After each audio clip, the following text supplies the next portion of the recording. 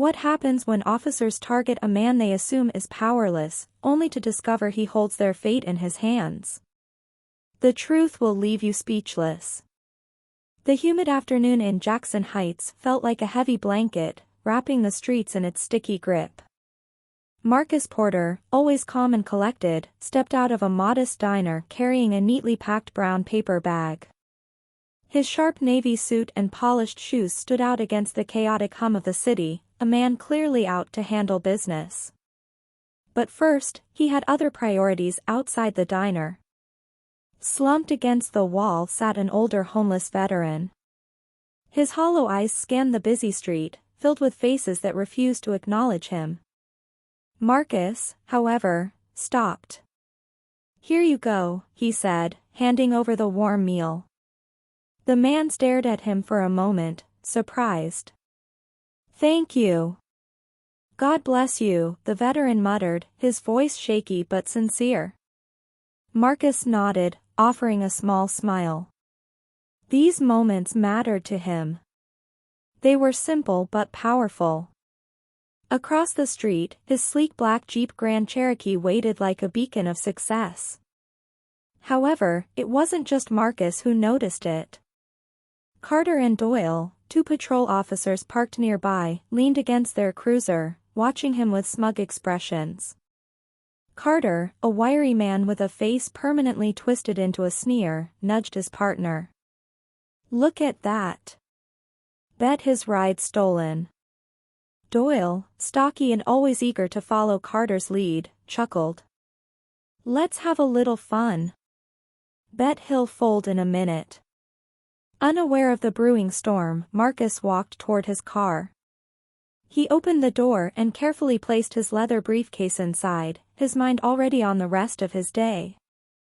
But before he could even shut the door, the officers descended. "Hands where I can see them." Carter's voice was sharp and hostile, slicing through the noise of the street. Marcus froze, confusion flashing across his face. He turned slowly, his eyes meeting theirs. "Is there a problem, officers?" His tone was steady, though the tension was undeniable.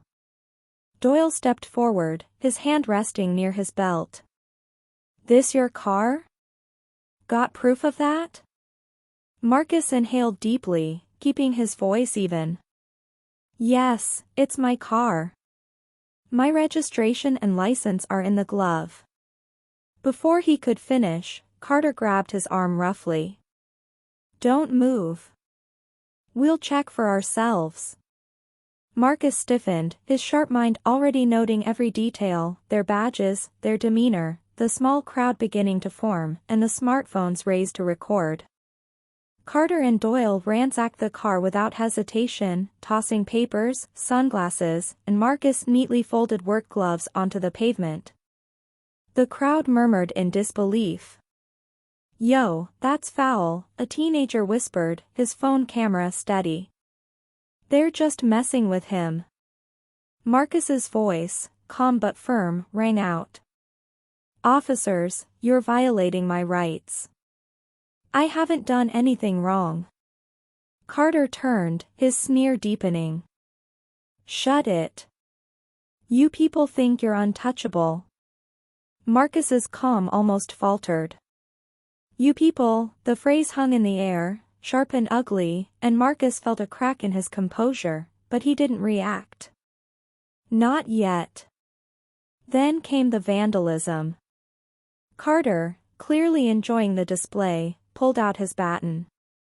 With a theatrical swing, he smashed the tail light of Marcus's Jeep, sending shards of glass scattering across the pavement.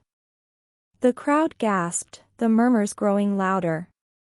Doyle grinned and grabbed a crowbar from their cruiser. With a loud, echoing thud, he dented the hood. The crowd's disbelief turned to outrage. "Stop it," someone yelled. "He didn't do anything." But the officers didn't stop. They laughed as they continued their so-called inspection. Marcus stood motionless, his fists clenched at his sides. The anger in him burned hot, but he didn't act on it. He couldn't. Not yet. Inside, his thoughts raced. This wasn't just abuse of power. It was a deliberate show, a performance meant to humiliate. And Marcus knew every second was being captured on the phones surrounding him. The destruction continued with an almost theatrical flair, as if Carter and Doyle were auditioning for the role of most corrupt cop. Marcus's sleek black Jeep now looked like it had been through a demolition derby. Lost glass sparkled on the pavement, the hood was dented beyond recognition, and papers from his glove compartment littered the sidewalk like confetti after a parade. The officers laughed like it was the best entertainment they'd had all week. "Guess he'll think twice before showing off next time," Doyle muttered, his grin stretching ear to ear as he leaned casually on the crowbar. Marcus stood still, his arms crossed, his face unreadable. To the untrained eye, he might have looked calm, but inside he was a volcano waiting to erupt. Every second of this humiliation was fuel. The crowd could feel it too. They weren't just watching, they were recording, narrating, and sharing. Phones were raised, capturing every swing of the baton and every smirk from Carter and Doyle. Within minutes, the hashtags #Justice for Marcus and #Police Brutality started trending online. The growing crowd murmured and shouted their disapproval, their voices rising above the officers' laughter. Strangers arrived, drawn by the viral posts, their faces filled with outrage. Suddenly, a police cruiser rolled up. The laughter stopped. Out stepped Sergeant Reynolds, a middle-aged man with sharp eyes and the kind of presence that demanded attention. His brow furrowed as he took in the scene, the smashed tail lights, the dented hood, the scattered papers, and Marcus standing tall amidst it all. "What the hell is going on here?" Reynolds barked, his tone sharp enough to cut glass. Carter, whose confidence wavered just slightly, tried to play it cool. He shrugged, his usual smirk faltering. "Just checking a suspicious vehicle, sir." Reynolds's eyes narrowed as he scanned the damage. "A suspicious vehicle," he repeated, his voice dripping with disbelief. His gaze shifted to Marcus and then to the crowd of onlookers, many still recording. "And what's the probable cause for this inspection?" Carter opened his mouth, but no words came out. Doyle shuffled awkwardly, suddenly very interested in the toes of his boots. Before they could conjure an excuse, Marcus stepped forward. His voice was calm, but the steel in his tone was unmistakable. "I'd like to lodge a formal complaint," Marcus said, his words slicing through the tension like a razor. "This is harassment, vandalism, and an abuse of power." Reynolds stiffened, his eyes darting back to the crowd, where whispers were quickly turning into shouts. The sergeant knew. The weight of public perception and this situation was spiraling out of control. He gestured for Carter and Doyle to step aside. "We'll handle this back at the station," he said, his tone carrying an edge of warning. But Marcus wasn't finished, not by a long shot. "Oh, we will," Marcus replied, his voice steady and deliberate. He stepped closer to Reynolds, his eyes locking onto the sergeant's with unflinching resolve. "But first, I think you should know who I am." Reynolds' frown deepened. "And who are you, exactly?" he asked, his tone a mix of suspicion and confusion. Marcus reached into the inside pocket of his blazer, pulling out a sleek leather badge holder. With a flick of his wrist, he opened it, revealing a badge and ID that glinted in the sunlight. The letters, Internal Affairs Bureau, were impossible to miss. The crowd gasped, phones zoomed in on the badge, and the whispers turned into a roar. Reynolds's face went pale. Carter and Doyle froze, their smugness draining in an instant. Doyle's grip on the crowbar slackened, and it clattered to the ground with a hollow thud. "I'm Marcus Porter," he said, his voice carrying a weight that silenced the street. "State Inspector for the Internal Affairs Bureau." And today was your lucky day. Until about 5 minutes ago, the air grew thick with tension as Reynolds stared at the badge, his mind racing. He glanced at the crowd, the cameras, and the shattered remnants of Marcus's Jeep. Carter and Doyle, usually so quick with their arrogance, stood motionless, their faces etched with panic. The atmosphere shifted in an instant. Carter and Doyle stood frozen, their arrogance replaced by sheer panic. Carter stammered, "What, we?" Marcus cut him off, his voice sharp. "Didn't know what? That I wasn't just another black man you could humiliate without consequence? Or that you'd actually be held accountable?" The crowd erupted in cheers, their phones capturing every second. Carter's mouth opened again, but Marcus's glare silenced him. Sergeant Reynolds stepped forward, raising his hands. "Mr. Porter, let's handle this internally. No need to escalate." Marcus's voice cut through him like a blade. "Escalate? Your officers did that when they turned my car into a wreck for sport. Now you're going to see what accountability really looks like." Before Reynolds could respond, additional vehicles pulled up. This time, it was internal affairs. 3 plainclothes officers stepped out, their presence silencing the street. The lead officer wasted no time.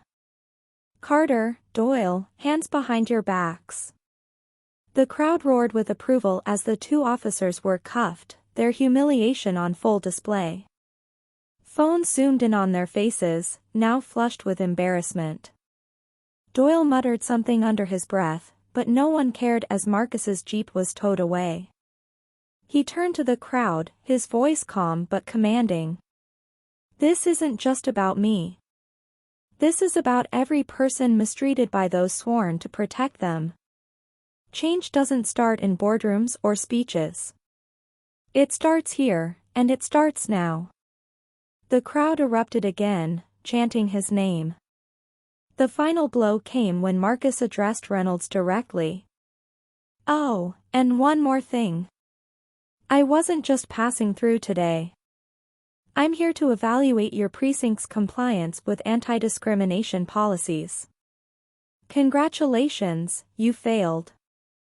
By the next morning, the precinct was under investigation, and Carter, Doyle, and Reynolds were suspended. Marcus, now a symbol of justice, stood in his driveway, staring at his wrecked Jeep. His teenage son approached, placing a hand on his shoulder. "Proud of you, Dad," he said softly. Marcus smiled. The fight wasn't over, but this victory was a step forward, and that was enough for now. The energy on the street shifted instantly. Carter and Doyle, who had been so confident moments ago, now stood frozen, their faces pale. Carter stammered, We didn't know." Marcus stepped forward, his voice cutting through the tension.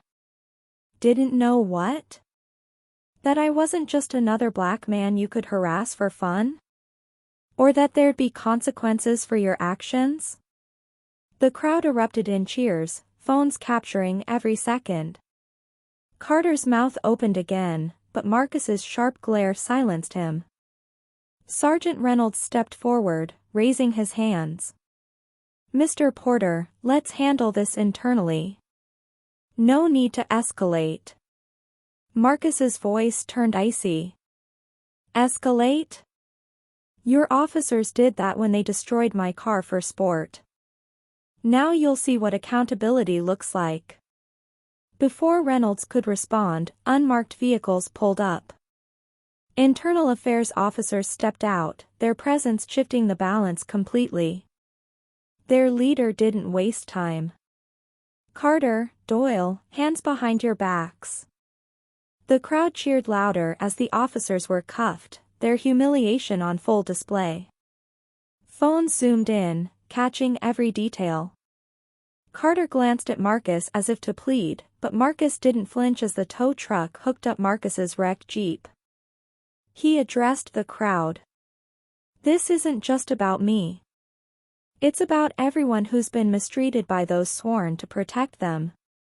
Change starts here, and it starts now. The final blow came when Marcus turned to Reynolds. "Oh, and one more thing. I'm here to evaluate your precinct's compliance with anti-discrimination policies. Congratulations, you failed." Reynolds's face turned ashen.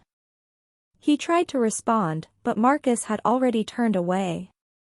There was nothing left to say. By the next morning, the precinct was under investigation. Carter, Doyle, and Reynolds faced suspensions, their names in every headline. Marcus's story went viral, his calm but powerful stance inspiring many. That evening, Marcus stood in his driveway, staring at his damaged Jeep. His teenage son approached, placing a hand on his shoulder. "Proud of you, Dad," he said softly. Marcus smiled. The fight wasn't over, but today he'd taken a step toward real change, and that was enough.